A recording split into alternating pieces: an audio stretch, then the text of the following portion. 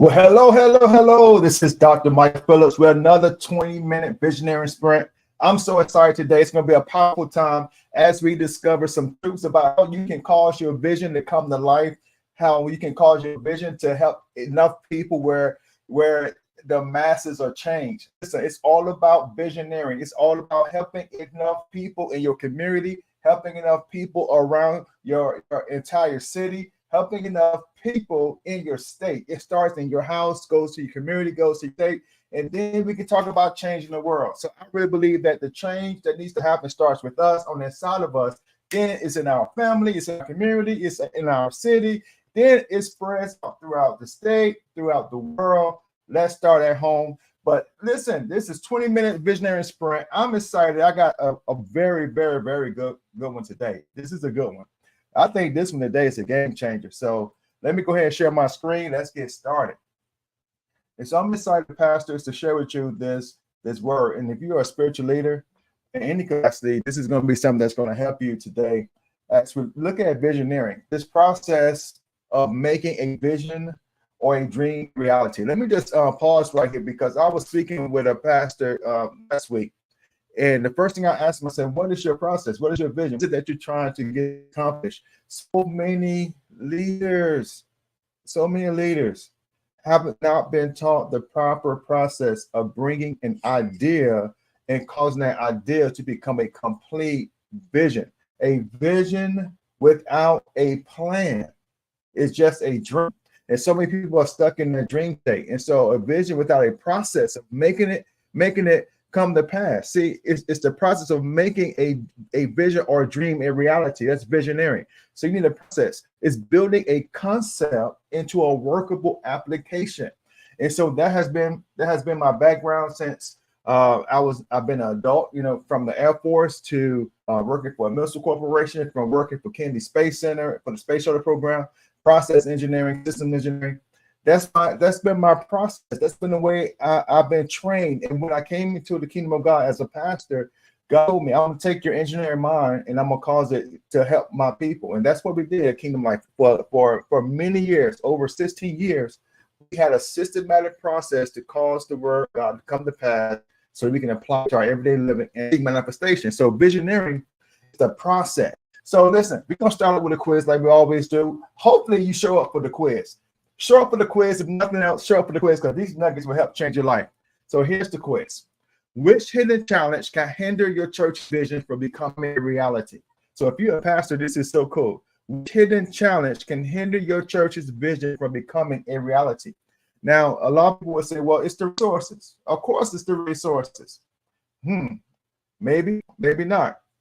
It's resistance to change. It could be.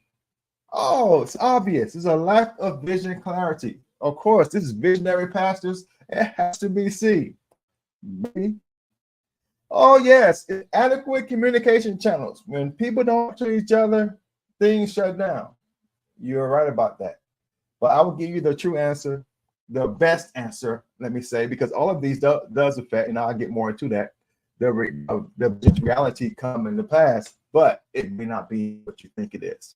So as you write down your answers, give StreamYard the opportunity to show your comments on the screen. Give them permission to show your comments on Facebook. So listen, we are live on YouTube. We are live in my pastor's visionary pastors page, and also on my personal profile page. But in the meantime, listen, we have this incredible newsletter that's free.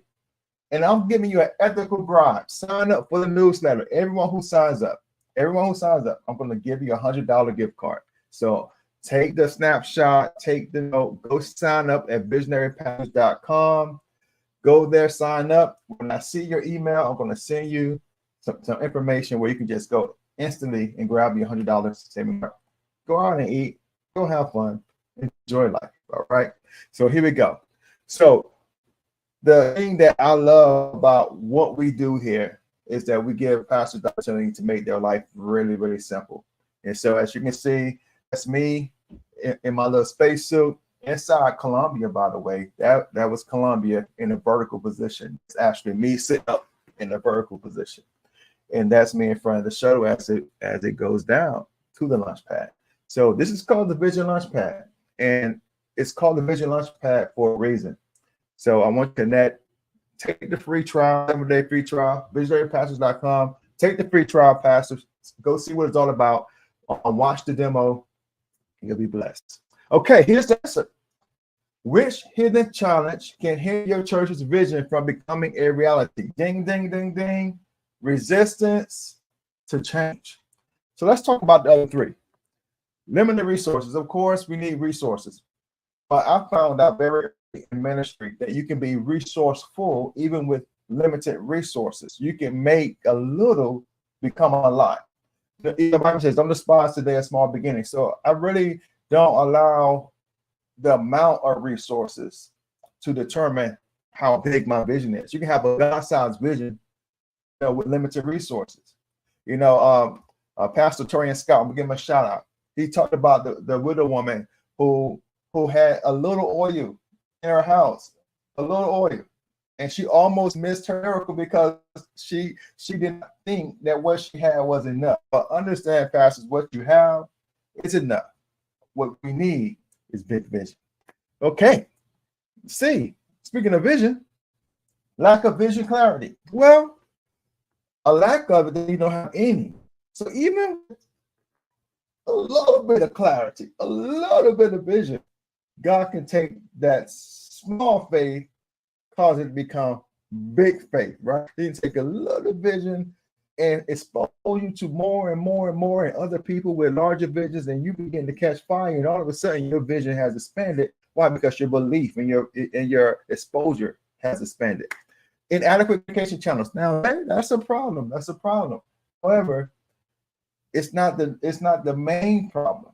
The main problem is this: you can have limited resources, you can have all the resources in the world, you can have all the vision in the world, you can have the best communication, but if you are resistant to change, if the people are resistant to change, then nothing really gets done. The whole program, the kingdom program, is all about change. Romans 12:1, be ye transformed. It's about change. Put off the old, put the new. It's about change. Take on new attitudes. The Beatitudes. It's all about change. Everything in the God is about change. We shall be changed in a twinkling of an eye. Ultimately, we're changing. And if we're not changing, we're not moving in the right direction that God will have us to go in. And I'm talking about change from the inside out, which changes everything on the outside, right?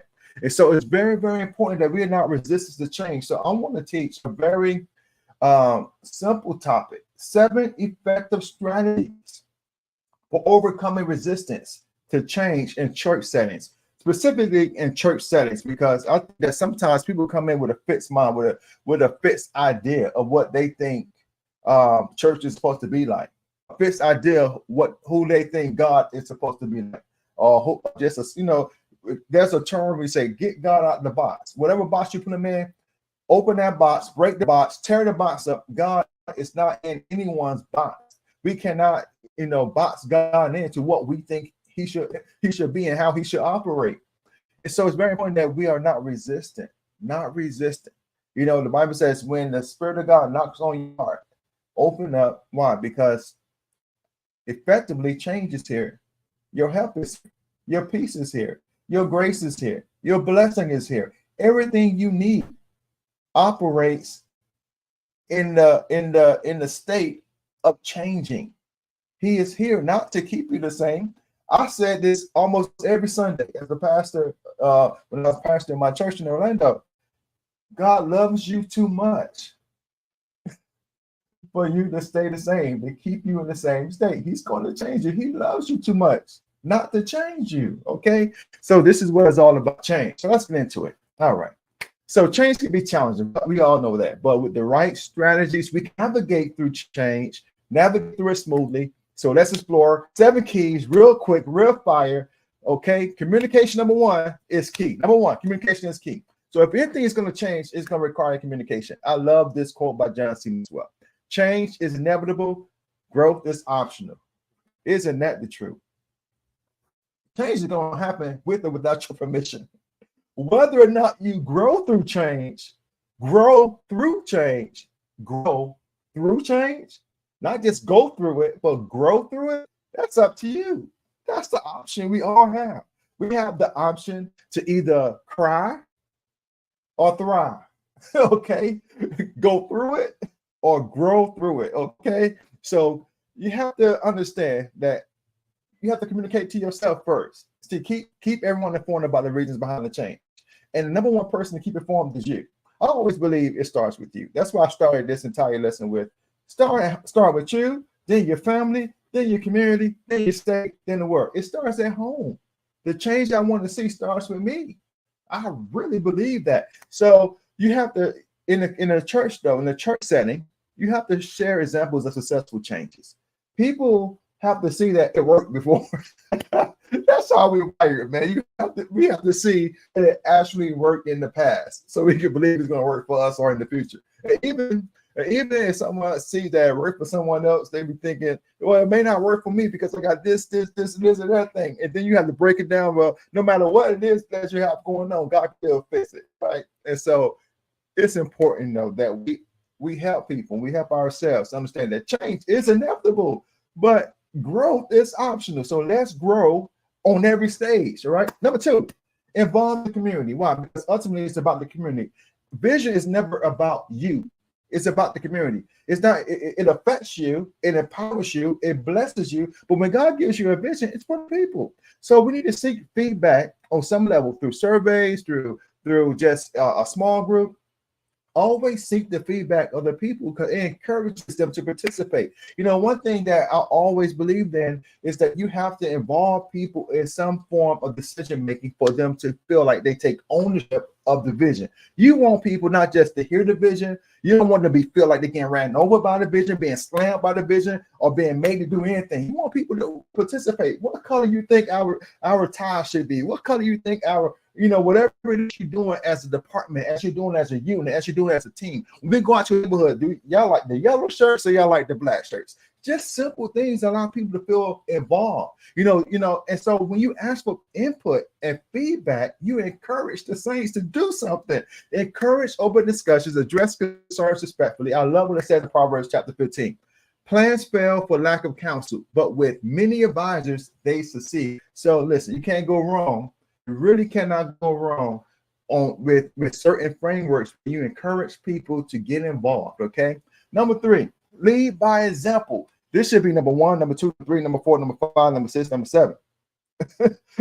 Just this part right here really sets the foundation, the tone for everything that's going to happen next. Okay. As a leader, we lead, and we should lead as a transformational leader. Let me say that. As a transformational leader, you lead from the front. You lead because something has happened in your life. Now you have an expectation that it can happen, that is real, that is tangible, that there's a process, that if God did it for me, do it for you. And maybe not in the same way. Of course, not in the same way. We're different people, but the principle remains the same. So lead by example. That's a true principle. Show your commitment to the change through your actions. Woo, that's a mouthful, right? Be transparent, demonstrate a positive attitude towards the transformation. It always helps not to kick against the pricks. Go with,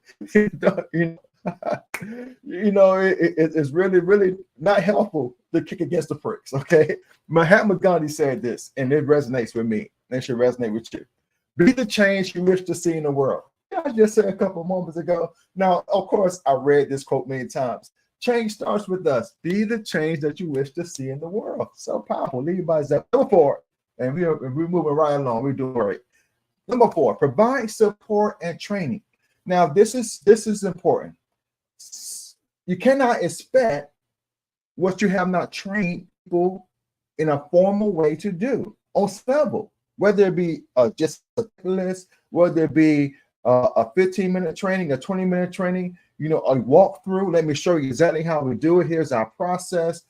This step 1, step 2, step 3. From the small to the big, there should be some form of training, especially if you're going to expect for it to be excellent and be right. Okay. So offer resource, offer training, help people adapt to what it is that you have going on, especially within the scope of your vision. Create a support system where members can seek guidance and assistance. This is so important. And I love what Maya Angelou, the great Maya Angelou, said.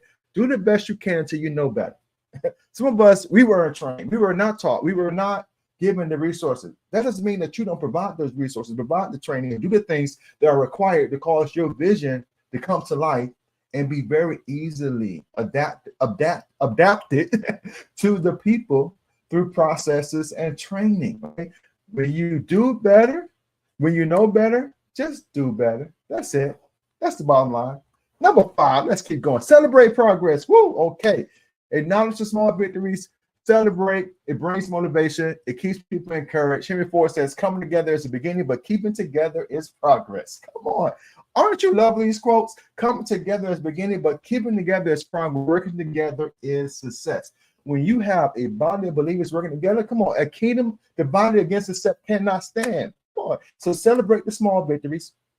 Celebrate the big victories, but it's all about unity. Remember, I told you, I think 2 weeks ago, and two visionary sprints ago, that the small groups is where you can celebrate people, the small things that always leads to the big things. When people feel good about who they are and they feel it's the belonging, they will do things for the kingdom that will be amazing. Number 6, address resistance with empathy. Don't slam because they don't understand. You know, one thing I found is that if you just be slow to speak, slow to speak, you know, sometimes, you know, my slowness to speak was seen, it seemed like I was cold or indifferent, but I was just giving people opportunity to vent and just really listening and trying to find out, you know, what's really the problem, right? Just trying to gauge the heart, because sometimes people can just have a bad day. You know, that's it. And maybe I don't feel like doing anything different than what I felt like doing when I walked in here. So it just might be a bad day. So understand that people have things that go on outside the scope of the vision, outside the scope of the church, outside, off property, off site, in their household. Maybe something in their body, maybe hormones. You don't know what happened at work. You don't know what happened on the way to the church. So just understand, have empathy, listen, and address concerns with empathy. Understand that, you know, if you've been through anything, you should know that people go through stuff, right?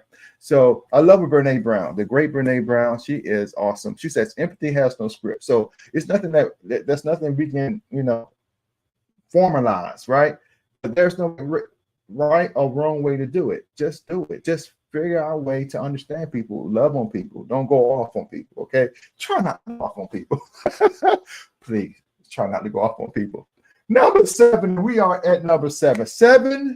Seven ways, okay? 7 ways that we can allow change to happen in our church faster, okay? Let me give you the official title. Let's back up. Let me give you the official title. 7 effective strategies for overcoming resistance to change in church settings. All right. Number 1, we talked about communication is key. Number 2, we talked about involve the community, get the feedback, right? Number 3, lead by example. Number 4, provide support training. Number 5, celebrate progress. Number 6, address resistance with empathy. And finally, number 7, stay flexible and adaptable. And that should be easy for us to do. You know, if you've been forgiven, if you've been loved, if you've been shown mercy, if you've been shown kindness, just give it back. Okay. Be willing to adjust the plan based on feedback and outcomes. Embrace a culture of continuous improvement and agility. That's how we win.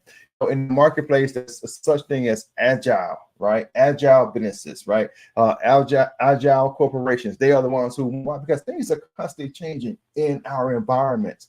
We have to change at church.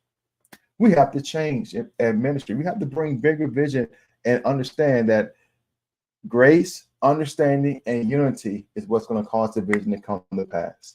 I pray and trust that you heard something that blessed you. This has been 20 minutes Visionary Sprint with Dr. Mike. Be blessed. I'll see you on next week. God bless you and take care.